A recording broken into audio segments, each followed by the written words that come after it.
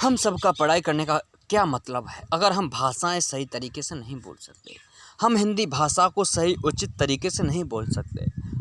हम वही देहाती गांव में रहने के बावजूद भी अपनी भाषा में कुछ भी परिवर्तन नहीं कर सकते। क्या मतलब है ऐसी पढ़ाई से? क्या मतलब है? हमने ग्रेजुएशन कर लिया है, हमने बीएससी कर लिया है, हमने एमटेक बीटेक सब कुछ कर लिया है, लेकिन हमारी भाषा में परिवर्तन नहीं है। हमने अपने ग्रामीण क्षेत्र को ग्रामीण क्षेत्र ही बनने दिया है।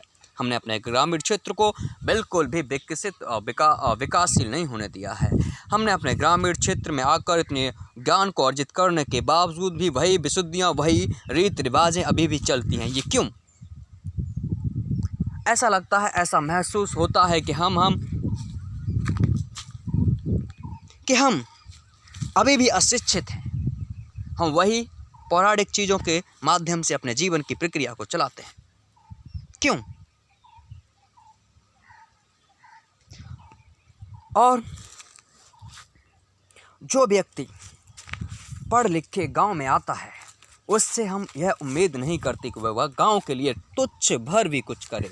ना गाँव के लिए, ना गाँव के बच्चों के लिए, ना गाँव के किसी व्यक्ति के लिए, ना गाँव के परिवेश के लिए। फिर ऐसी पढ़ाई से क्या फ़ायदा? केवल वह पढ़ता है तो जॉब के लिए, जॉब ना मिलने के बाद वह पता नहीं क्या करता है। उसके मन में कैसी विशुद्धियाँ पनपती हैं, कैसे भाव जागृत होते हैं, और वही भाव उसके लिए एक कुचाग्र, कुराही और कुसंगति का शिकार बना देते हैं। आज के नौजवानों में बस एक ही सीख है। वो सीख यह है कि वह पढ़ लिख कर शिक्षा पाकर केवल जॉब करना। मेरा मकसद ये नहीं है। जॉब करना चाहिए, जॉब करनी चाहिए, जैसी भी हो करनी चाहिए, लेकिन पढ़ाई का मतलब एक यही है कि समाज की देख रेख करना, समाज में जितनी भी विशुद्धियां हैं उनका निराकरण करना, उनको मुक्त करना, समाज की विशुद्धियों को दूर करना। ये कोई भी व्यक्ति ये नहीं करने को उत्सुक है। क्यों?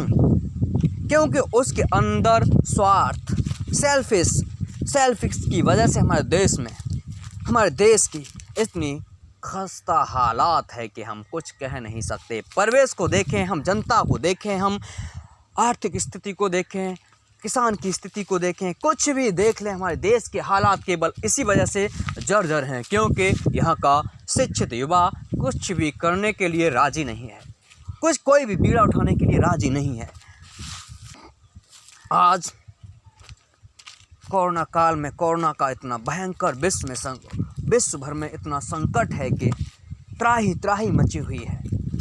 अगर ये शिक्षित वर्ग, अगर ये नौजवान शिक्षित वर्ग अगर बीड़ा उठाता तो मैं ये सोचता हूँ कि कोरोना आज तक इस देश में मर गया होता, अर्थात इस देश को कोरोना से बचा लिया होता। लेकिन नहीं, शिक्षित व्यक्ति ही उसका पालन नहीं करते, शिक्षित व्यक्ति ही उसके लिए सजग नहीं है, उसके लिए सतर्क नहीं है। सरकार कहती है मास्क पहनो, लेकिन नहीं। सरकार कहती है हमें डिस्टेंसिंग करनी चाहिए, लेकिन नहीं। शिक्षित वर्ग ही डिस्टेंसिंग का उल्लंघन करता है, मास्क ना पहनता है, मास्क लगाने से शर्म परहेज करता है। अगर ये शिक्षित वर्ग ही इस चीज़ की कल्पना नहीं करेगा तो फिर कौन करेगा? इस चीज़ की दूसरे को शिक्षा नहीं देगा फिर कौन करेगा? फिर कौन देगा? बताइए। अगर हम ही नहीं कहेंगे, अगर हम ही मास्क नहीं लगाएंगे तो हमारे बुजुर्ग हमसे छोटे या हमसे अशिक्षित हैं, हमसे कम पढ़े लिखे हैं, वो मास्क का कैसे प्रयोग कर सकते हैं? बताइए। यदि हम मास्क की उपयोगिता नहीं गिनाएंगे, यदि हम डिस्टेंसिंग की पाठ नहीं पढ़ाएंगे, कौन डिस्टेंसिंग रखेगा? कौन लॉकडाउन का पालन करेगा? अगर हम शिक्षित वर्ग ही इस चीज़ को नहीं मानेंगे, कौन? बताइए। उम्मीद हमारी पढ़ने का मतलब अगर यहीं तक सीमित है कि जॉब, तो फिर कुछ होने वाला नहीं। अगर हमारे देश की स्थिति अच्छी है, देश के हालात सही हैं, तो सीधा सा मतलब है कि हर युवा को रोजगार मिलेगा, हर युवा अपने जीवन के लिए एक अच्छी राह तलाश लेगा। यदि हम अपने स्वार्थ के लिए देश का हित नहीं चाहेंगे तो हमारा स्वार्थ नहीं रहेगा, हमारा स्वार्थ नहीं रहेगा। स्वार्थ करिए लेकिन देश का पहले सोचिए, देश के बारे में पहले सोचिए। देश अगर तरक्की की ओर जाएगा तो हम भी तरक्की की ओर जाएंगे। देश में अगर एक पैसा प्रॉफिट का होगा तो वो पैसा हमारा ही होगा, किसी और का नहीं। लेकिन हम ये सोचते नहीं, हमारे अंदर ये सोच पनपती ही नहीं है।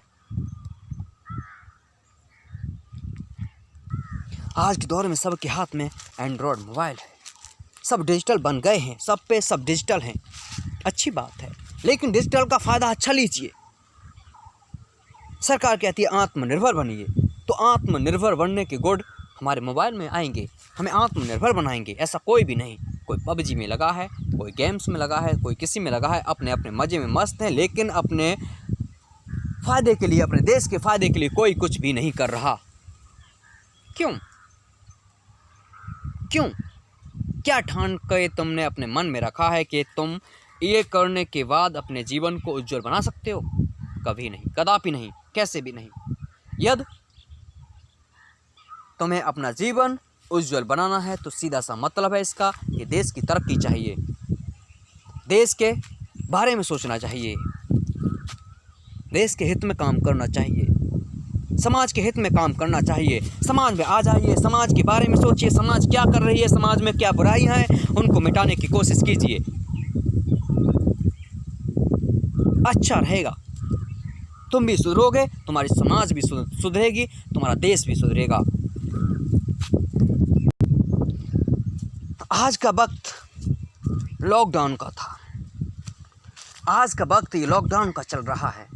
इसमें किसी बंदे ने ये नहीं सोचा ये लॉकडाउन इसलिए आया है कि हम जितने पीछे रह गए थे उसमें अपने ज्ञान को बढ़ाएं और ज्ञान से अपने आप को उज्जवल बनाएं और उस उज्ज्वलता से आगे आने वाले समय में हम अपने देश की तरक्की कर सकें। लेकिन ऐसा किसी ने नहीं किया। ग्रामीण के क्षेत्रों में लोग बागों ने अपना समय खेल के बिता दिया, शहरी क्षेत्रों में अपना समय गेम में खेल के बिता दिया। तो इससे कैसे हम कह सकते हैं कि देश की तरक्की का नज़रिया हमारे युवा हो सकते हैं, हमारी आने वाली पीढ़ी हो सकती है? क्या हम उम्मीद लगाए बैठे हैं कि हमारे देश का भला होगा? नहीं होगा।